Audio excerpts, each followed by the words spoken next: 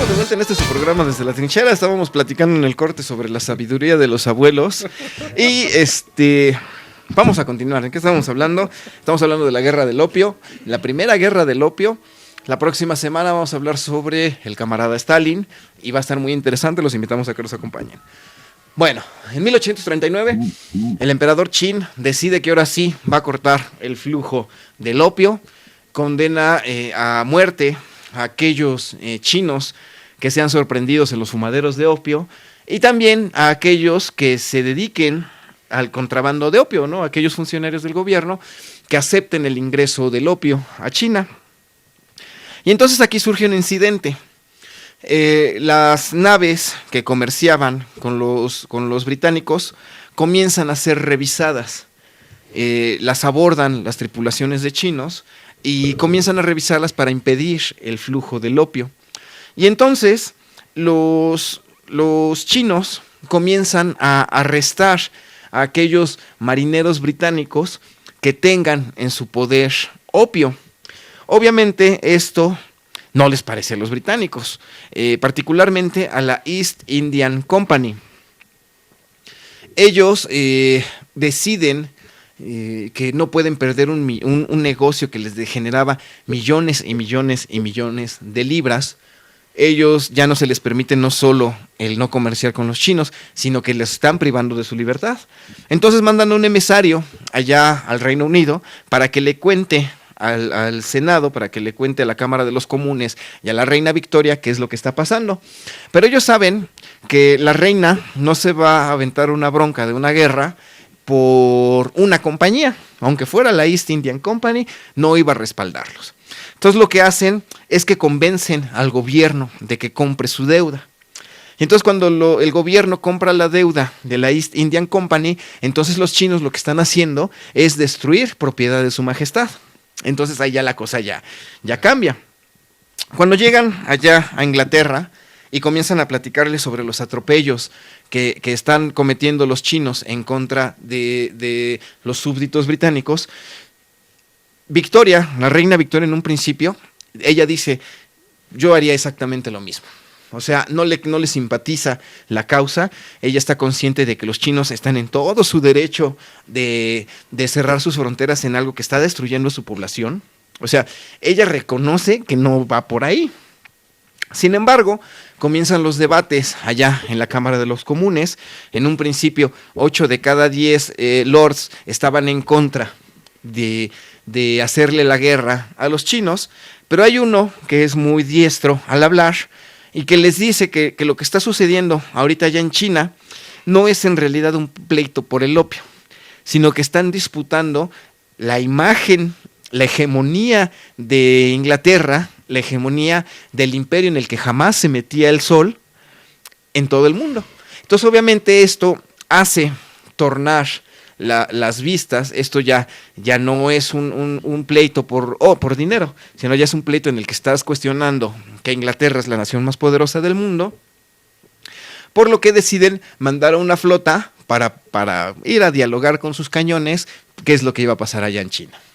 Esto sucede, estamos hablando que es mediados de 1800, los viajes tomaban meses. Así que estamos hablando que tomaron 2 o 3 meses en lo que el emisario llega allá a Inglaterra y los tomaron otros 6 meses en lo que todas las personas van de regreso y llegan a hacer pie en China.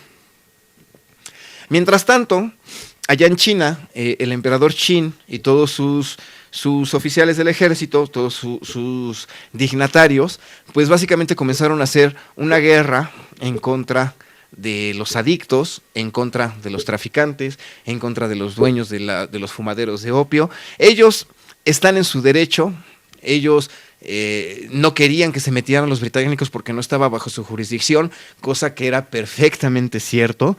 Incluso todos los países que tuvieron noticia de esto en su momento estaban de acuerdo en que Inglaterra no tenía por qué meterse, o sea, no existía una base legal para permitirles inmiscuirse en la política de una nación soberana. Sabían que la East Indian Company tergiversó las cosas para que pareciera que el agredido fue el gobierno de su majestad, Y cuando los británicos llegan a costas chinas, pues lo primero que sucede es un enfrentamiento entre naves chinas y naves británicas. Esto sucede allá en uno de los puertos en las cercanías de Hong Kong. Las naves británicas son descendientes de las naves de la línea, tienen un montón de cañones por todos lados, tienen cañones, tienen pólvora, tienen munición que ya comienza a ser explosiva. Pues básicamente apabullan a las naves con las que tienen el combate, y de ahí viene lo que va a ser su desembarco. Cuando los británicos hacen su primer desembarco, existía una serie de 3 fuertes que estaban a las orillas de esta costa. A fuerza de cañones, pues lo que hacen es tomar la posición de inmediato. Los chinos se saben que no tienen la capacidad de poder detener a los británicos. Los británicos llegan con armas de fuego. Los británicos ya sustituyeron al Brown Bess, que fue el fusil que usaron allá en las guerras de independencia en los Estados Unidos. Ya tienen mejores fusiles, ya tienen mejores cañones, ya tienen tropas más entrenadas. Los chinos seguían combatiendo con espadas y con lanzas y con arcos. Los británicos eran un ejército profesional, con armas de fuego, con armas muy potentes, y de inmediato toman pie en China, toman pie en esta costa. Cuando el emperador se entera de lo que está pasando, pues lo que hace es mandar un emisario. Este emisario lo manda con la misión de que les diga a los británicos, o sea, más bien de que mande a los británicos a su casa. Les dice, tú dale los que quieras y que se vayan a su casa, ¿no? A lo que el emisario, cuando llega allá con los británicos, pues comienza a decirles, les voy a dar quién sabe cuántas toneladas de oro y de plata, pues para que se vayan, ¿no? Los británicos ya se saben vencedores de la guerra. Ellos dicen, ¿sabes qué? Ni me voy a ir, ni me vas a dar nada. Yo lo que quiero es Hong Kong, y yo lo que quiero es que abras tus fronteras al comercio. La dinastía Qin, en los 200 años que habían estado en el poder, pues no solo no habían perdido territorio, sino que habían incrementado los territorios de China. El emperador, pues de inmediato dice, ¿sabes qué? ¿Cómo estás? No se va a poder así, no. No te vamos a ceder los territorios, y comienzan a levantar en armas a los ejércitos para que hagan la defensa de la patria. Los británicos amenazan con cañoneos. Los británicos tenían la costumbre en estos tiempos de que siempre que hablaban con uno de los dignatarios chinos, por aquí le decían, ¿sabes qué? Quiero que cumplas mis demandas o cañoneo. Y en ese momento empezaban a disparar los cañones, ¿no? De esta manera amedrentaban a los dignatarios, viendo pues, que los británicos sin duda eran... Cumplían su palabra. Cumplían su palabra, eran finísimas personas. Viene lo que es una serie de batallas. La batalla más importante fue allá en Shanghái. Shanghái cae bajo las tropas británicas. 20,000 británicos se enfrentan a más de 500,000 chinos, de los cuales, al finalizar la guerra, los británicos perdieron a 70 muertos y a 400 heridos, y los chinos perdieron a más de 20,000 muertos. Se estima que son entre 20 y 40,000 muertos durante la Primera Guerra del Opio. Cuando los británicos avanzan y llegan a Shanghái y toman lo que es esta provincia, pues ya el emperador, que está ya en Pekín, pues ya decide darles lo que quieren los británicos. Esta Primera Guerra del Opio es muy importante porque desde aquellos entonces, desde aquellos tiempos, el Reino Unido tiene su pie bien puesto allá en Hong Kong.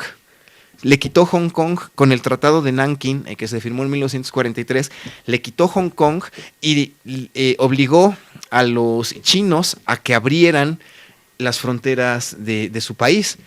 Esto se llama, el siglo XIX se llama el siglo de la infamia para los chinos, porque después de que pasó esto, su honor se ve vejado una tras otra, tras otra, tras otra, porque el emperador decía que si él permitía que los británicos ganaran la guerra, atrás de ellos iban a llegar los ingleses, atrás de ellos iban a llegar los franceses, atrás de ellos iban a llegar los americanos, y después todo el mundo iba a llegar y iban a querer de ser dueños de China, cosa que efectivamente pasó, porque cuando derrotan en el 42 a los chinos, firman el Tratado de Nanking, pasan 2 años y llegan los americanos.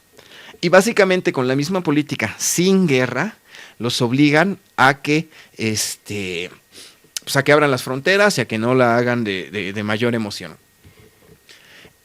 La guerra del opio también dio como inicio lo que fue la caída de la monarquía allá en China, porque la monarquía, la dinastía Qin, se ve incapaz de poder defender sus fronteras, se ve incapaz de poder proteger a sus súbditos. Después viene una rebelión, algunos años después, 5 años después, que se llama la rebelión Taiping. Esta rebelión, cuyo objetivo era derrocar a la dinastía, termina con 20 millones de chinos muertos.